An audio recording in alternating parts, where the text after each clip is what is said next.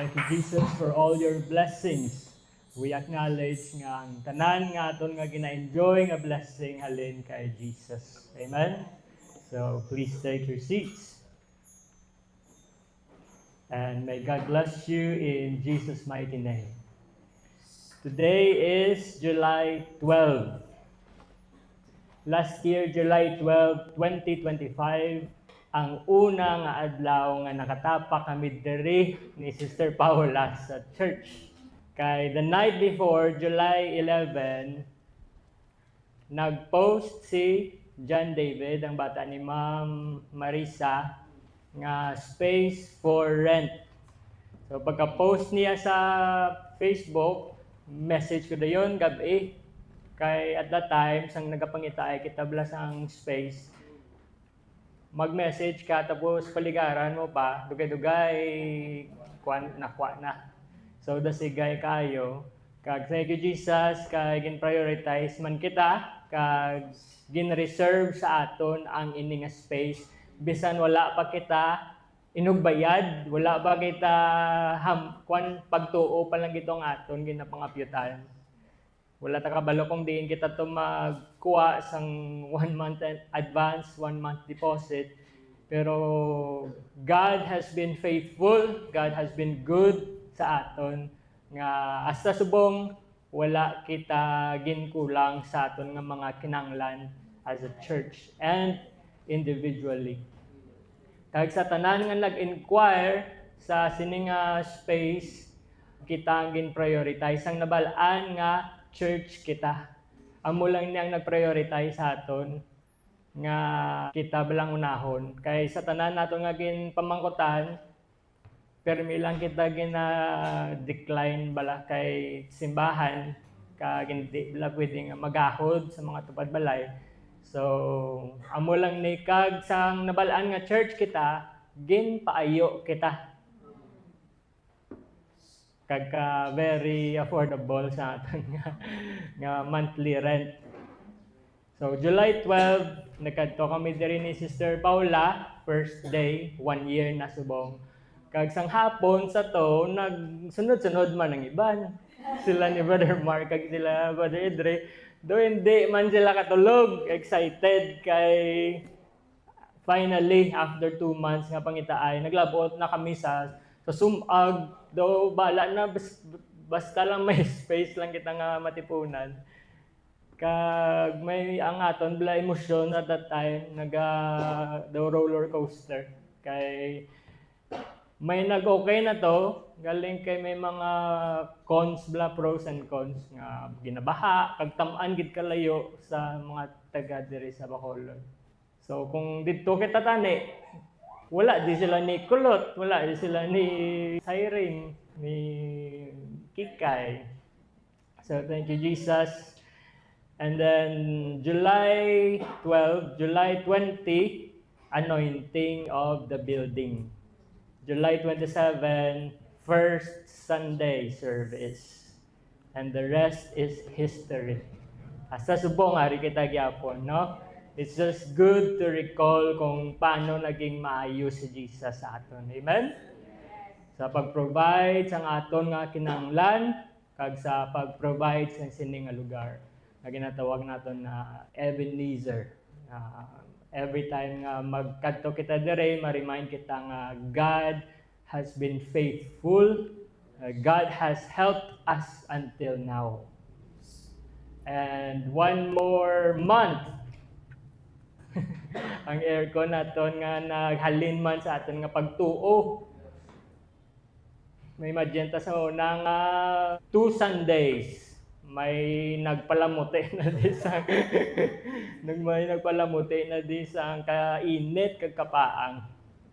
Pero at that time, why man kita inog bakal, pero ambal ko Lord, ambal sang kanta naton, if you ask and you believe, pati yan talaga dyan si Jesus, kay hatag niya ang aton nga kinahanglan. Kag siyempre kita man, paandaron taman ang aton utok, kag ma-take man kita sang action. So God has been good, that's why ang ayan kit si Jesus nga pasalamatan, dayawon, kag i-lift up sa sini nga lugar. Kaya naging faithful siya sa aton. No, dapat lang naton ibalik sa iya ang iya nga kaayo. Amen? Kag hindi taman mabalik sa iya completely, hindi taman siya mabayaran sa iya nga kaayo sa aton, sa iya nga pagluwas sa aton, at least man lang mapalipay ta siya sa kung ano man ang ginaobra naton para sa iya subong. So, please taman lang ang Dios sa aton nga faithfulness man sa iya. Kisa ang danger sa tao kung gina-bless na siya amat-amat sang Dios, kung ginapakamayo na siya sang Dios, nagasugod na siya komportable. Imbes nga mamangkot kung, Lord, ano ang next mo gusto mo ipaubra sa akon? Ang pamangkot kung kisa, Lord, paano mo ko mapalipay pagid? Paano mo ko ma-bless pagid? How can you make my life even more comfortable? So, ang mamana sa aton as a church, I believe hatag ni sa aton ang ini nga lugar hindi lang para maging komportable kita. Hindi lang para magpatawhay kita or mag-feel good. Of course, we feel good kay ini blessings ng Diyos. Pero I believe gindala niya kita diri for a purpose. No, to do His work kag maglabot sang iban nga tao. Amen? And last Wednesday, sang ginakanta naton blang fresh anointing. Na-remind ko sang aton nga purpose, sang aton nga main purpose why we are here. Ang aton mga kanta, kung hindi mo pag-i-internalize bala, daw wala lang, galabay lang. Pero ang mga kanta naton, mga special ini, no? Nga kanta nga kung insindiyo naton, maka-worship ka gid kag maka-realize ka sa mga gusto i-realize sa imo sa Dios. Siling sa aton nga kanta, when responsibilities and my everyday needs leave me no time to share. So we have so much responsibilities. Kadamo kita sang kinanglan i-take care sa sini nga kabuhi. I believe most of us are guilty. Gusto? Ang aton nga mga responsibilidad, ang aton nga trabaho, ang aton pag-eskwela, ang aton mga needs, they are not wrong. Ang pag-take care sa aton nga mga pamilya, it is not wrong. Pero kisa kakaubos ang aton nga tiyempo. Wala na kita time para sa iban nga tao. May time kita sa obra, may kisaga overtime, may time kita sa pag-eskwela, pag-obra sa mga projects, may time kita sa Facebook, may time kita sa YouTube, time for Netflix and chill, may time mag-ML, kagang ML daan, one game is average 30 minutes. Gaggalabay lang. One more game. Dugay-dugay 3 hours na. So, may time kita sa mga iban nga bagay. Pero wala kita time mag-istorya sa iban, party kay Jesus, party sa church. Wala kita time mag-Bible study. Wala kita time mang-invite sang bisita. Siling sang kanta, can I say I really care? So that is an honest question and an awkward question. Kay kita tanan subject sa diri. So pamangkotun tang aton kaugalingon, do I really care? When I learn to live unselfishly and see the needs beyond what pleases me, then I can truly say I live for you today. Unfortunately, I believe amo ni ang isa sa mga pinakadako nga stumbling blocks sa mga Kristiyano subong, hindi lang sa ato, in general. Hindi ang persecutions, hindi ang doktrina nga hindi ka mag-alagad because stumbling block ang doktrina. But I believe ang pinakadako nga stumbling block is ang aton nga kaugalingon, aton nga self. Mo man naging remind sa aton sa Wednesday ni Brother RJ about the I struggle. It's always me, myself, and I. I want this. I need this. I deserve this. I like this. So, mo na yung gusto sang kaugalingon naton. Ako na. So, siling sang kanta, when we live unselfishly and see the needs beyond what pleases me, beyond what makes me comfortable, beyond what makes me happy, beyond my own needs, beyond my own problems. So, paano tayo mahimo? Paano bala kita mga buwi nga hindi selfish? Paano kita mga buwi kaangay kay Jesus? So, amo ni ang i-remind sa ato ni Jesus subong adlaw sa iyang parable nga very common. So, Luke 10 verses 25 to 37. Luke 10, 25 to 37. So, shall we all stand as we read the Word of God?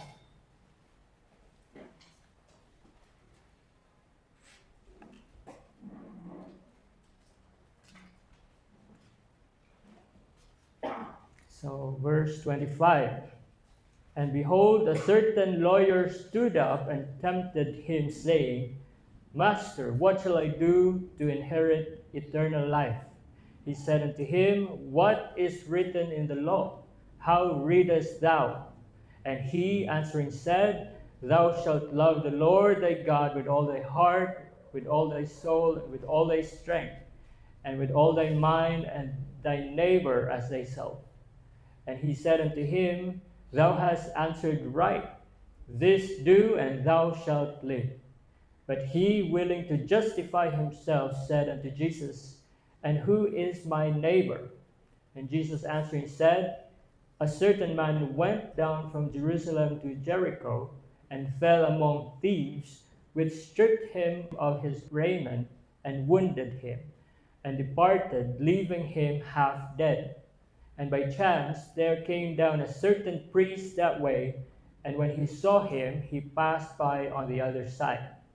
And likewise a Levite, when he was at the place, came and looked on him, and passed by on the other side. But a certain Samaritan, as he journeyed, came where he was, and when he saw him, he had compassion on him, and went to him, and bound up his wounds, pouring in oil and wine, and set him on his own beast, and brought him to an inn, and took care of him. And on the morrow, when he departed, he took out 2 pence, and gave them to the host, and said unto him, Take care of him, and whatsoever thou spendest more, when I come again, I will repay thee. Which now of these 3 thinkest thou was neighbor unto him that fell among the thieves? And he said, He that showed mercy on him. Then said Jesus unto him, Go and do thou likewise. So let's pray, everyone. Lord Jesus, we thank you sa sining aga. Thank you, Lord, for bringing us here safe and sound. And we thank you, Lord, for your word. We ask you, Lord, for your fresh anointing. Kabay pang ikaw magtandog sa tagipusoon sa kada isa. And remind us, Lord, sang rason nga aging luwas mo kami. And may we have the burden to care for other people. And Lord, we want to be useful sa imong nga ginharian because we love you and we want to please you. And because we are grateful sa imong nga kaayo sa amin. We give you all the glory. This we pray in Jesus' name. Amen. Will you say, praise the Lord? Praise the Lord. Thank you, Jesus. Please take your seats. So, ang aton nga message subong is, Lord, burden me.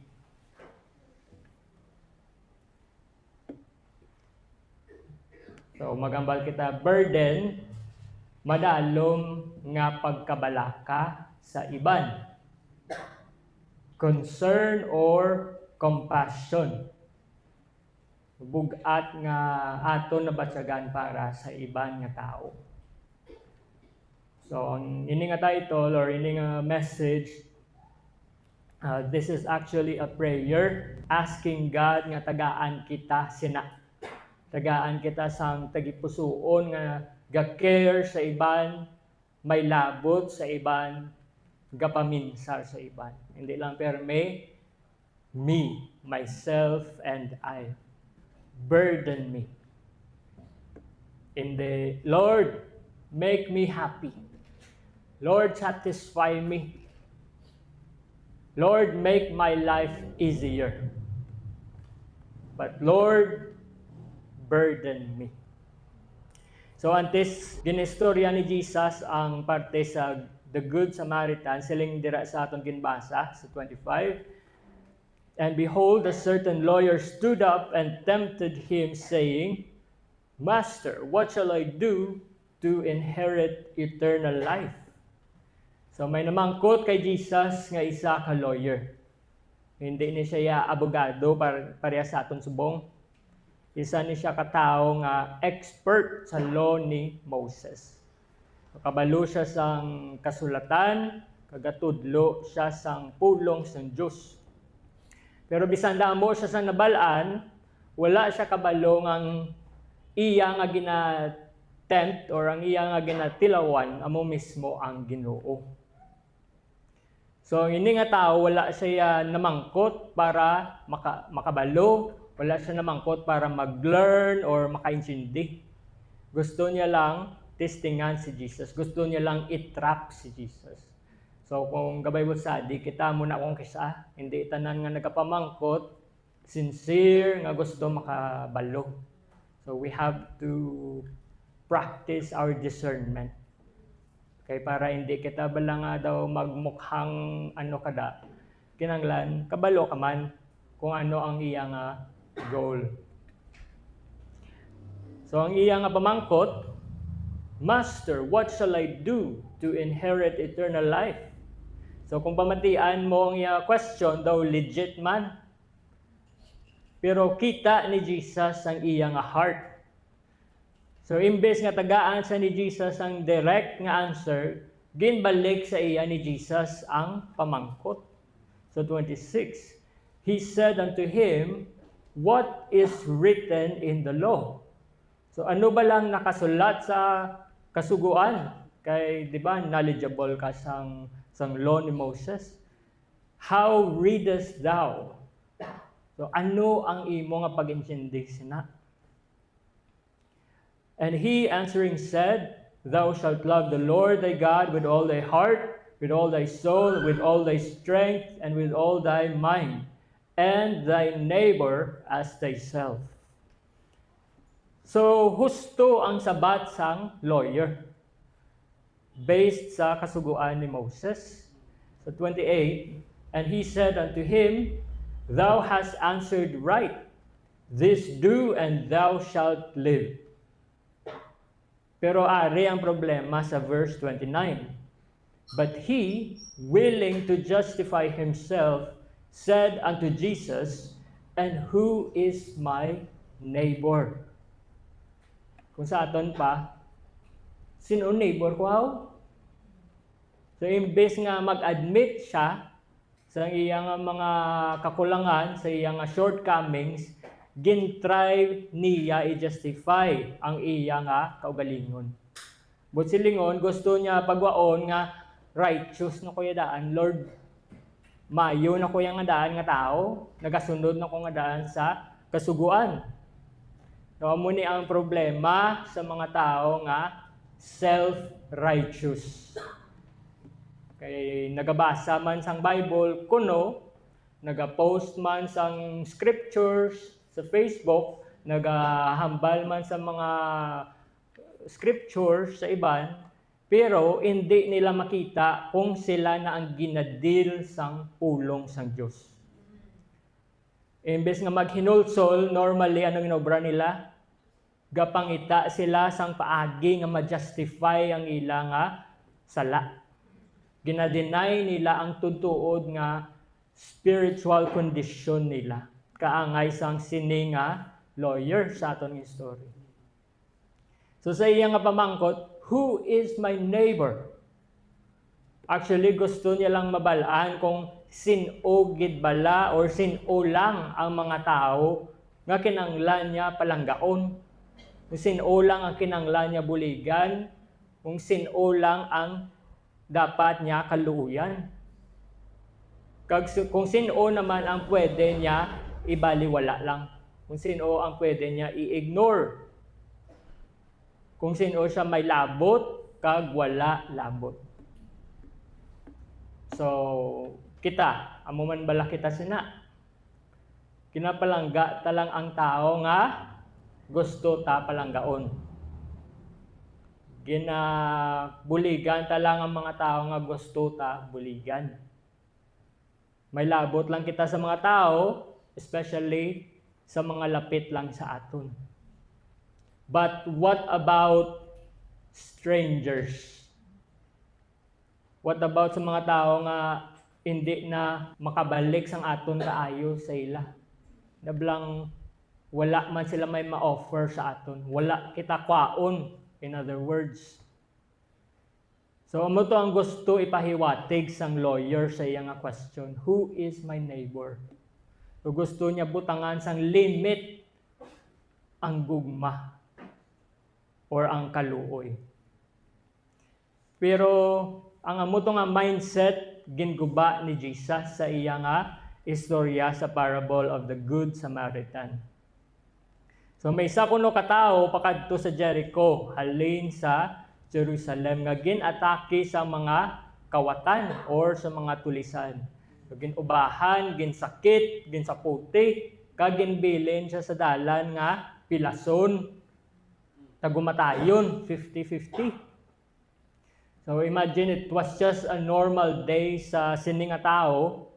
No? Perhaps excited to siya magpuli sa ilabalay, or may pamilya siya nga nagaulat sa iya, may dala siya nga pasulubong sa iya nga bata, or gadali siya may katuan siya nga importante nga transaksyon. Tapos gulpi lang may malain nga natabo sa iya sa dalan. So, muna nga aton nga kabuhi in the twinkling of an eye. So, one moment daw ka-okay lang siyang tanan. Everything is normal. Then, all of a sudden, may matabo nga malain. Gulpi lang may manawag, problema. Gulpi lang may machat, problema naman. Gulpi lang may ma-text. Gulpi lang may mabasa kada nga mga bad news. So gaabot lang wala kita hindi kita pangaman sa problema, no? Financial problems, emotional problems, health problems, etc. Kag ang aksidente, problema man. Ang aksidente wala na ikapabalo nga okay, schedule ta. Katabo lang ang aksidente nga wala sa plano, wala mo na budgetan ba kumbaga. Kag subong nga daan ang kalibutan nga kariit, no? Wala labot sa aksidente, may mga evil bagin nga tao nga mapabudlay sa aton nga kaimtangan sa aton nga pagsinalayo. Kinawatay, patsanay, pinamilya ga irinaway. So gakatabo gid ini sa tao in general. Ang gulpi lang malain imo sitwasyon. Kakatabo ni sa tanan, no? Nga gulpi lang ara kita sa lowest moment sa aton kabuhi. Pilason kita, hindi kita kabalo kung makabangon pa kita. That's why it's always good to be kind sa iban. No? Kay kada isa, wala kita kabalo may ginaatubang bugat. So, muto ang sitwasyon sang tao sa dalan, tagumatayon. And sa 31, and by chance there came down a certain priest that way, and when he saw him, he passed by on the other side. So may isa ka pari nga nakakita sa iya, kay aragid siya sa iya nga alagyan sang pari. Pero sang nakita niya ang tao, nagano siya? Naglikaw kag nag-agi sa lain nga dalan. Kag kung may ara man tao nga supposed to be mabulig tani sa sini nga tao, nga tagumatayon, amo ni siya dapat ang pari, no? Kay gaalagad sa Dios, kabalo siya sa scriptures, nagaserve siya sa temple, pero nung ginubra niya, naglikaw siya. Nakita niyang tao nga bululigan, pero naglikaw siya. Nakita niyang need, pero naglikaw siya. Sa wala tanabalaan nga rason, no? Whether it's valid or not. So siguro nagadali to siya kay may kadtuan pa siya, or siguro nakulbaan man siya kay bantog na lang lugar nga may ginasaputi, ginasakit, no? Or base abi niya napatay ng tao. So wala kita kabalo. Kag wala na diragin state ni Jesus ang rason. Why? Because the excuse doesn't matter. So muna ang isa sa pinakadako nga obstacles naton bilang Kristiyano, especially sa aton nga time. Nga hindi na kita ka-extend sang compassion sa iban nga tao because of preoccupation. Puno ang aton nga schedule. No, sako lang gid kita ya. Damo kita nga gina-attender, puno ang aton nga schedule, kadamo kita sang distractions, makaligwa man ibutangan pagid sang distraction. Or maybe we just want to stay comfortable. Kag amat-amat ang aton nga schedule, mas importante na sang sa mga kalag sang tao. Amen? We become so committed sa aton nga schedule nga hindi ta na mabatian ang mga tao nga gakinanglan sang aton nga bulig. Kangay sang sini nga pare. He was religious. Involved siya sa mga religious activities. Pero na-miss niya ang heart sang Diyos. Ang sunod nga naglabay, ang Levite. So, ang mga Levites, nag-aubra man siya sa temple. Nag-assist sa mga pare, kag kabaluman sa mga kasuguan. So, sa 32, and likewise a Levite, when he was at the place, came and looked on him and passed by on the other side. So kung ang pare naglikaw, ang Levite yan nagpalapit pagid siya sa tao, ginusisa niya, ginlantaw niya yung sitwasyon, kag naglakad. So mas laway pagid ang ginobra niya. Ikabalo na siya sa sitwasyon, pero wala siya may ginubra. Nablaman ka, ahay kaluoy no, kasubo. Pero wala ka may kinubra. Nga wala nagasimba si brother man. Nga wala nagasimba si sister. Ahay. Hasta lang da. Wala ka man may ginubra. Wala mo siya gin-chat, wala mo siya gin-tawagan. Kumusta ka na, ter? So wala kita may ginubra. Kaysa aton nga pinsar, expect kita nga dapat may iban nga mabulig sa iya. Dapat may obrahon ang church sa iya. Dapat may Bible study sa iya. Nagaulat kita permi for someone to do it. Pero how about you? So ang Diyos, mga kauturan, wala ni siya gaka-impress bisan ano kita kasako sa church. Bisan puno pa kita sa mga activities sa church. Kung wala kita compassion sa isig kapareho naton. Kung wala kita concern sa iban. So tandaan ta, hindi lang kita dapat maging masako sa church, sa sulod sa church, kaangay sang priest kag sang Levite. Nga malipatanan naton ang rason nga naga-exist ang church. So ang church hindi lang ni siya meeting place naton kada Sunday. Lugar ini kung diin makilala sang tao si Jesus. It is a hospital sa mga tao nga broken, sa mga tao nga hopeless, o sa mga tao nga nagtalang, gusto makakilala sa Diyos. So, kabay pa hindi kita malipat nga amuni ang heartbeat ni Jesus, ang maglabot sa iban nga tao. Amen? So, kadto kita sa ikatatlo nga tao nga naglabay. Feeling ko ako naman eh. Expression lang na. So sa 33, but a certain Samaritan, as he journeyed, came where he was, and when he saw him, he had compassion on him. So mga Samaritans, kanubo ni sang panulok sang iban sa ila.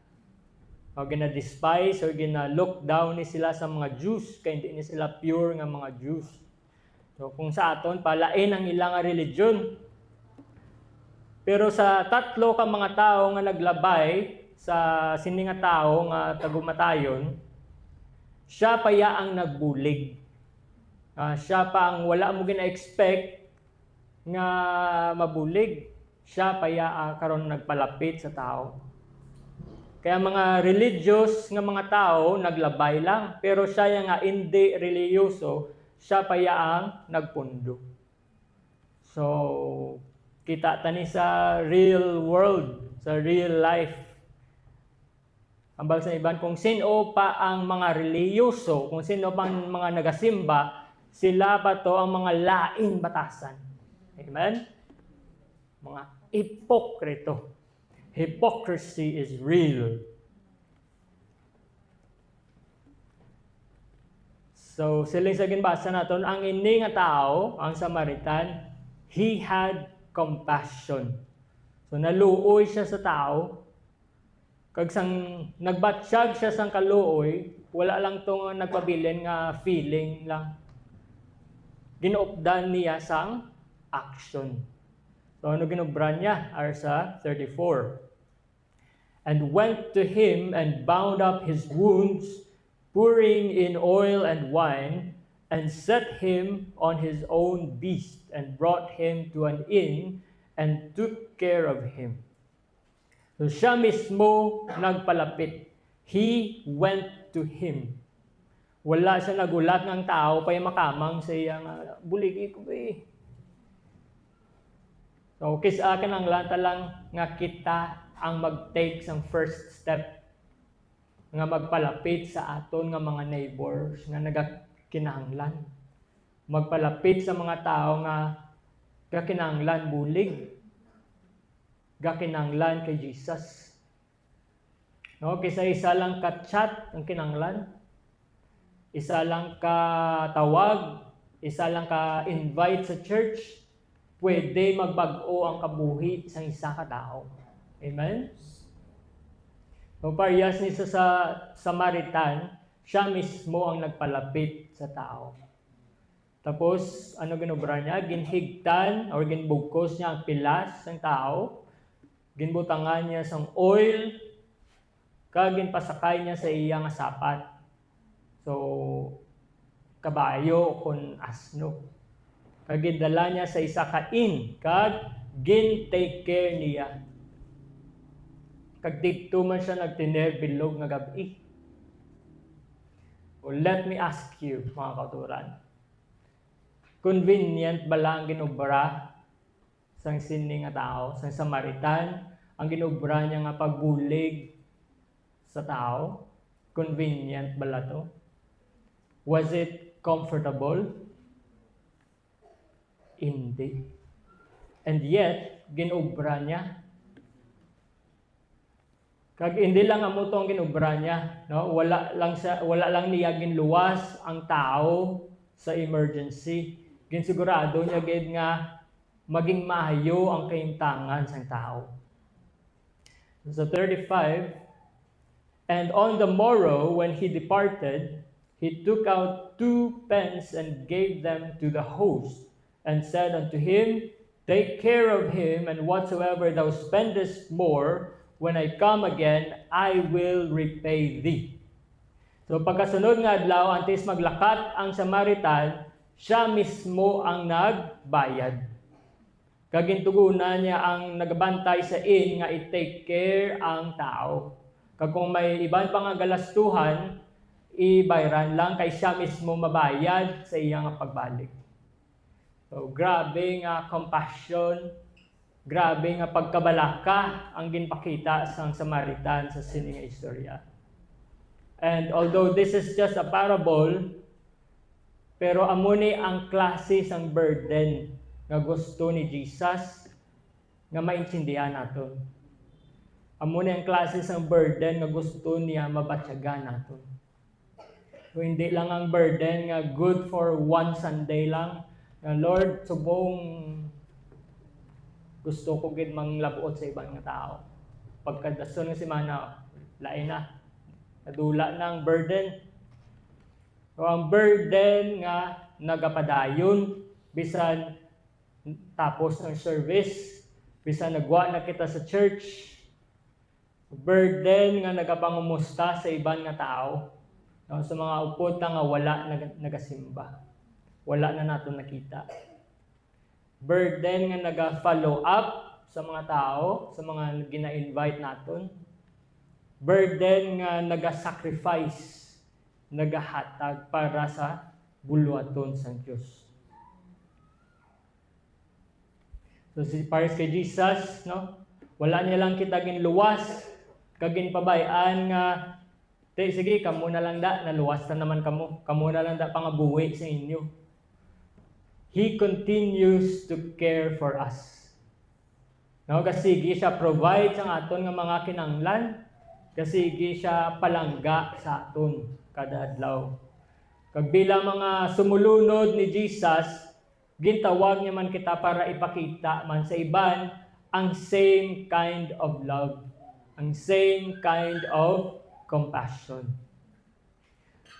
Karon after ni Jesus istorya ang ini nga parable, ginpamangkot ni Jesus ang lawyer nga namangkot sa iya una. Sa 36, which now of these three thinkest thou was neighbor unto him that fell among the thieves? So ginbalik karon ni Jesus ang pamangkot sa iya. So sino karon ang matawag mo nga neighbor sa tatlo nga tao tong nga naglabay? So kung matandaan ta ang question sa ang lawyer, siling niya, sino ang akon nga neighbor? Kita niyo ang difference sa ilang questions. So ang pamangkot sang lawyer, sino ang akon nga neighbor? Buot silingon, sino lang bala ang nag-deserve sang akon nga compassion? So bali kapili lang siya sang iya nga kaluuyan.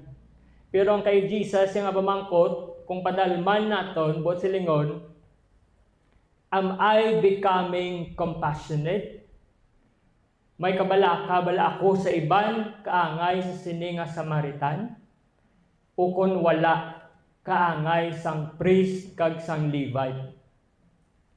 Pangambal sang lawyer, and he said sa 37, he that showed mercy on him. Then said Jesus unto him, go and do thou likewise. Mga kauturan, amo ni ang mabugat nga question sa aton. Can we do likewise? Amo ni ang direct nga sugo sa Diyos sa aton. Ginsugo ni Jesus, sila niya, go and do thou likewise. So, pwede bala kita maging kaangay sa sini nga Samaritan? Kaya ta bala ubraw ng iya ginubra? And here are some more difficult questions. When was the last time you prayed all night for another person? When was the last time you invited someone to church? When was the last time na nag-Bible study ka sa iban? When was the last time nga nag-follow up ka sa mga upod ta nga naguntat simba? When was the last time nga nagtupad ka kay brother o kung kay sister nga nag-aisahanon? And when was the last time you cried because someone stopped coming to church? Or have we become so comfortable nga wala na kita nagabatsyag sang sina nga burden para sa iban? So mga kauturan, kung ibutang naton ang lugar naton sa lugar sang sining tao nga tagumatayon, what if ikaw to ang ginbilin nga pilason? What if ikaw to ang wala na kusog, hindi mo na mabuligan ang imo kaugalingon, hopeless, kaginalabyan-labyan ka lang sang iban nga tao, kaginarasonan, busy pa ko, wala ko time, may mas importante kong katuan. So how would we feel kung kita to ang tao nga gakinahanglan sang bulig? So amuman kita na sa una kung madumduman naton ang aton nga status, spiritual status. Amo nang sitwasyon ta sa una nga pilason kita sang sala, broken, hopeless, and helpless. Pero maayo lang kay si Jesus, wala niya lang kita ginlabyan lang. No, ginkatuan gid kita ni Jesus para sang Samaritan. Ginpalapitan niya kita, ginpanaugan niya gid kita, nagpalansang siya sa cross, ginsalom niya kita sa kung diin man kita to nalubong. Ginpatawan niya kita kag ginluwas niya kita. So wala na siya namangkot kung deserve ta bala buligan or hindi. Basta ginpalangga niya lang kita. Kagkaroon kita naman ang ginasugot ni Jesus. Go and do thou likewise sa iban nga tao.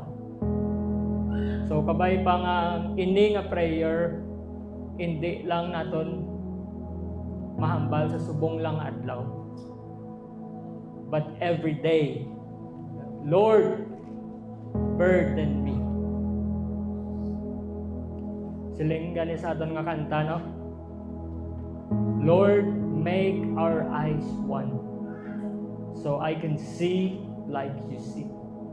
And make our ears one, so I can hear, then I can believe. Lord, make our hearts one, so I can love like you love.